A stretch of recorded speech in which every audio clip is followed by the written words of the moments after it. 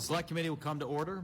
Welcome everyone to the Select Committee's hearing, Leveling the Playing Field, How to Counter the Chinese Communist Party's Economic Aggression. Humility.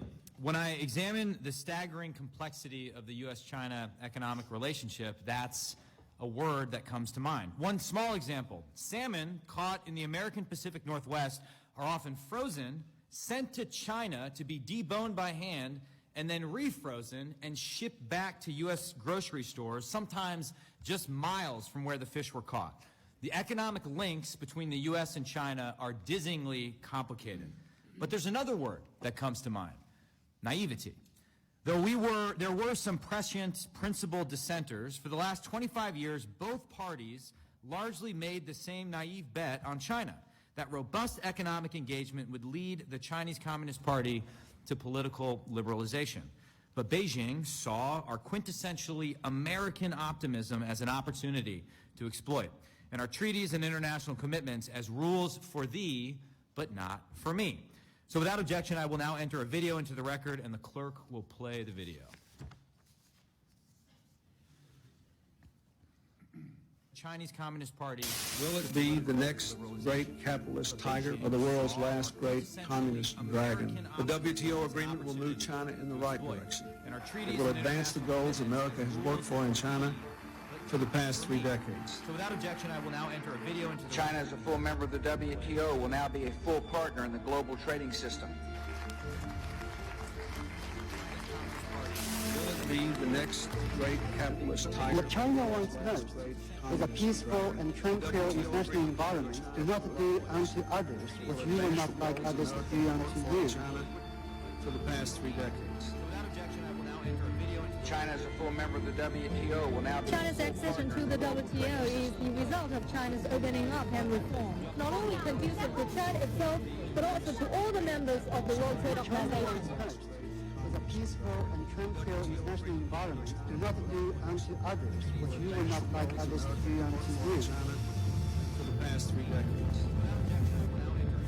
China, as a full member of the WTO, will now be... China's accession to the WTO is the result of China's opening up and reform, not only conducive to China itself. But the U.S. Deputy Chief of Mission in Geneva, David Bisbee, he accused Beijing of failing to be transparent over government subsidies.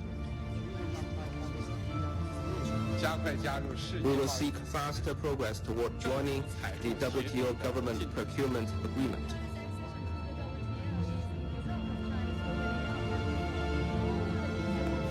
The U.S. Deputy Chief of Mission in Geneva, David Bisbee, he accused Beijing of failing to be transparent over government subsidies. And both governments would not engage in or knowingly support online theft of intellectual properties. U.S. Deputy Chief of Mission in Geneva, David Bisbee, he accused Beijing of failing to be transparent. Chinese hackers outnumber FBI cyber personnel by at least 50 to 1. Both governments would not engage in or knowingly support online. We must remain committed to developing free trade and investment.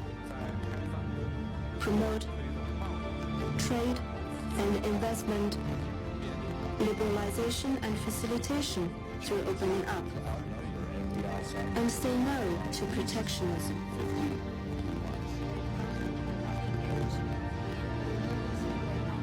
We must remain committed to developing free trade and investment. Promote. The CCP took advantage of our good faith, as well as our technology, our know-how, and our capital to grow strong. But once they felt ready, they began to decouple from us. They began to decouple from us because it was never about reciprocity. Well, now the era of wishful thinking is over. The CCP's economic warfare uses any and all available leverage to coerce us and our allies, and it's time that we defend ourselves in the free world. In so doing, it's important to remember a simple fact. There is no such thing as a truly private business in China. Businesses, like everything else, serve the Chinese Communist Party and its political goals. That's really no secret. Civ-Mil fusion, the national intelligence laws, the recently amended counter-espionage law are all clear evidence. There's been a lot of hand-wringing in this discussion in the media about what we call our new economic approach to China: strategic decoupling, constructive rebalancing, de-risking. To our witnesses, I would say, call it whatever the heck you want, but let's stop admiring the problem and let's actually get down to solutions. So you're going to hear a lot of economic jargon tonight. Section 301 tariffs, VIE structures, A-shares, capital controls. It's easy to get lost in the statutes and the acronyms and the jargon. I find it helpful, however, to have some policy principles in mind as we get our hands dirty on the minutia. Here are 3 big tentpoles I've been considering to guide our strategic de-risking, with the caveat that for an issue this complex, all principles need a healthy dose of pragmatism and humility. 1, we need to stop fueling our own destruction. This means we shouldn't fund PLA modernization, we should protect our sensitive research and critical technologies, and not sacrifice national security for short-term profits. 2, we need to take off the golden blindfolds and open our eyes to the risks in China. American businesses shouldn't be complicit in the CCP's ongoing genocide, and American capital should not fuel human rights abuses. Investment managers, especially U.S. pension and retirement fund stewards, can't ignore their fiduciary duties. Just in the past few months, the CCP has increasingly criminalized routine due diligence, making a mockery of the system of transparent disclosures that undergirds our capital markets and undermine the rule of law. 3, we need to reinforce our economic sovereignty. That means reshoring our most critical supply chains like pharmaceuticals and munition supplies. We also need a positive trade agenda that promotes collective resilience with our partners and allies and opens new markets for American companies. No one, at least I am not, is talking about a full decoupling from China. That's a straw man propagated by the pro-engagement media. If we use these principles, however, to craft a policy agenda, along with technical recommendations from experts like the ones testifying before us tonight, I believe we can chart a new course for American prosperity in the 118th Congress. And with that, I now recognize the Ranking Member Raja Krishnamurthy for his opening statement. Thank you, Mr. Chairman. Thank you, witnesses, and thank you, fellow committee members, and thank you to the audience for your attention. Tonight, we're getting to the heart of the strategic competition with the CCP. This is the fundamental question: who will be the economic and innovation leader for the remainder of the 21st century? Will it be America or the CCP? In 1978, when the PRC began to open the economy, America produced 4 times more steel than the PRC. Now, the PRC produces 12 times more steel than we do. In 1978, America produced 36 times more cars than the PRC. Now the PRC is the world's largest automaker, producing nearly 3 times more than America. In 1978, America was the world's leading economy with a GDP more than 12 times that of the PRC, which ranked 10th in the world. Today, we remain the world's biggest economy. The PRC is the 2nd biggest economy, and they're aiming to be number 1. If the trajectory of the PRC's growth is not a wake-up call, let me give you one more stat. The PRC now leads in 37 of 44 technologies that many consider important for the future of our world. That includes 5G, that includes nanoscale manufacturing, and commercial drones, among other things. Let's be clear. The CCP is catching up economically, and they want to move ahead of us. As Chairman Xi Jinping has said, the CCP seeks to, quote, lead the world in terms of comprehensive national power and international influence. If we want to level the playing field for the American people and maintain our place as the global economic leader for the rest of the 21st century, we need to protect ourselves from unfair competitive and trade practices by the CCP. But at the same time, we must up our game and enhance our own competitiveness. Tonight, we're going to hear from 3 impressive witnesses about how America can regain momentum and retake the lead in so many fields of the future important to our economy. As we think about how to put America on track to win the strategic competition with the CCP, I respectfully submit for your consideration 3 Ps: people, production, and partnership. First, people. America's biggest advantage has always been its people. Whether we were born here or, like my own family, came here from distant shores seeking the American dream, the American people have always been our biggest competitive advantage, bar none. Making sure our people are better prepared to lead and innovate will be critical, and attracting the best and the brightest talent from around the world is essential to making sure that America remains number one. The second P is production. We've seen over the past few years the impact that supply chains abroad can have on our working families here at home. Hardening our supply chains by producing more here in America will ensure that our economic future is not left to the whims of a disruptive competitor, and will make sure that America remains number one. Third, and finally, partnerships. None of these things happen without partnerships. Partnerships with other nations, partnerships between the public and private sector, partnerships between Republicans and Democrats, working together to fuel innovation on next-gen technologies like AI and quantum computing and robotics will ensure that we set the pace for the future and keep America number one. Finally, I want to leave you with two more Ps. These matters need to be pressing priorities for our entire country. We're going to hear a lot tonight about things that sound like science fiction or the distant future. It may seem like that we can wait for a whole-of-government approach to tackle AI and quantum and biotechnology, but we cannot. The moment to act is not in 10 years or 5 years or next year. It's now. It's now. And so that means that whatever we discuss here tonight, I hope that we act upon in the House, in the Senate, in cooperation with the administration, and indeed with the private sector as well. I look forward to hearing from our witnesses and our fellow members to help us on a path to win the strategic competition. I yield back the balance of my time. Thank you, Ranking Member. If any other member has a statement, we can enter it into the record without objection. There being none, we're privileged today to have a great lineup of witnesses, each of whom brings an important and unique perspective to how we counter the CCP's economic aggression. The first is Ambassador Robert Lighthizer, who has forgotten more about U.S. trade with the PRC than most of us will ever know. Ambassador Lighthizer served as the 18th U.S. Trade Representative from 2017 to 2021, where he helped shepherd the U.S.-Mexico-Canada Agreement and the U.S.-China Phase 1 deal. We're happy to host him for his first congressional hearing since leaving public office. We had many spirited conversations about 232 tariffs when I was a freshman member of Congress, and I appreciated those discussions. The next is Roger Robinson, who will help us untangle the complex web of financial ties between the U.S. and the PRC.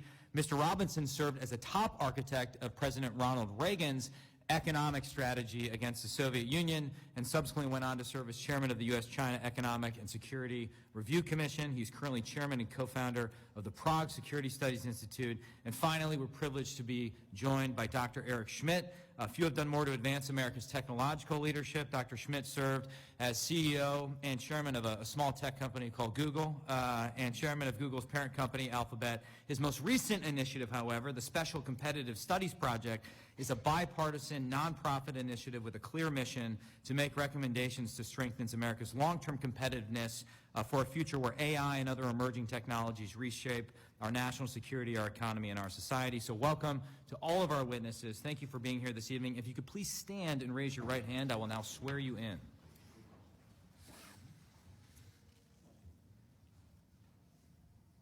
Do you swear or affirm under penalty of perjury that the testimony you're about to give is true and correct to the best of your knowledge, information, and belief, so help you God?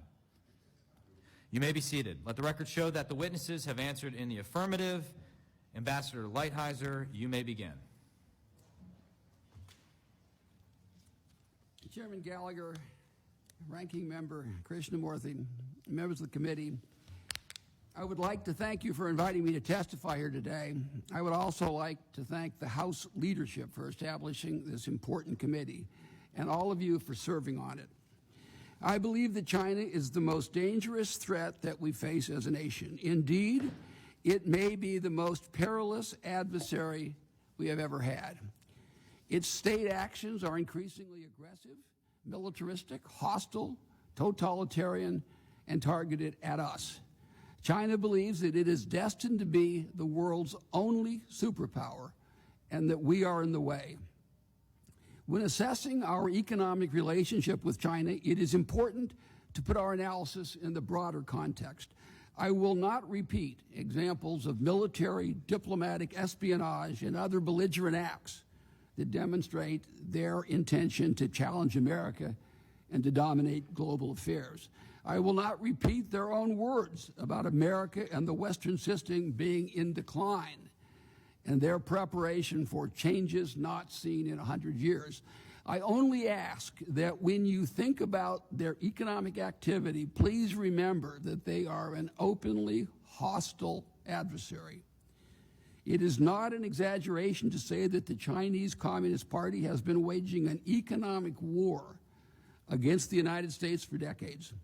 In this economic war, they use all the tools of classic mercantilists, plus many more. Their entire economic policy is designed to be an integral part of their overall strategy of global dominance. That policy produces huge trade surpluses and obtains technology by whatever means. China manipulates its currency, it uses massive industrial subsidies, and maintains a closed market, only allowing access when they determine it is in their interest. It uses, among other things, tariffs, a discriminatory regulatory regime, and rigged product safety standards to prevent fair competition. They force our companies to turn over technology to them, and when they don't do it, they steal it. They are the #1 source of industrial espionage in the world.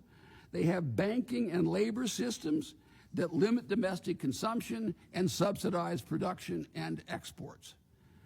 They reduce their cost of manufacturing by taking advantage of very low environmental standards. They target U.S. businesses and are trying to monopolize the supply of critical minerals in the world. In short, if this is not economic war, what is? Also, please remember that these actions have directly contributed to the loss of millions of American jobs, the deterioration of communities in all of your states, and more importantly, the destruction of families across America. Nothing less. Perhaps the worst part of this story is that they appear to be succeeding. While waging this economic war in the U.S., their GDP has gone from $1.2 trillion in 2000, when we granted them most favored nation treatment, to $17 trillion now, a 14-fold increase. And their technology sector has grown to the point that it challenges ours. Their success was largely done with our money. Let's consider how much of our treasure we have transferred to China every year. First, we give them about $330 billion in trade surpluses. Their technology theft probably nets another $300 billion a year. They make tens of billions of dollars every year sending us fentanyl, mostly through Mexico. In trade deficits alone, we have transferred over $5 trillion in the last 22 years and probably at least $3 trillion in lost technology. When one considers the compounding effect of these wealth transfers over so long a period, it is fair to say that much of the CCP economic miracle has been the result of taking advantage of America. I believe that it is far past time to engage. The United States should begin the process of a phased-in strategic decoupling of our economy from theirs. I do not espouse cutting off economic relations. That is unrealistic and probably counterproductive. Strategic decoupling would include several policy changes. First, we need to balance trade. We should raise tariffs on their products to a level that will ensure that we buy approximately as much from them as we sell to them. Balanced trade will reduce the effects of their unfair practices and stop the transfer of our wealth. Second, we need to take steps to disentangle our technology from theirs. We need to expand export controls and to stop the importation of technology where practical. We should develop new technologies on our own and with our allies. Third, we should limit their investment in our country, and we should only allow investment where there is a demonstrated benefit to the United States. Fourth, outbound U.S. investment to China should be severely restricted. This policy, I submit, is merely a softer version of exactly the policy that China has towards America. In a way, I'm just calling for reciprocity. Obviously, this is an aggressive recommendation, but I believe that honest people who look at all the facts in this relationship realize that the status quo cannot continue. This is not the time for half measures. This is the time to be bold, and Congress must write the rules to make this happen. Thank you. Thank you, sir. I should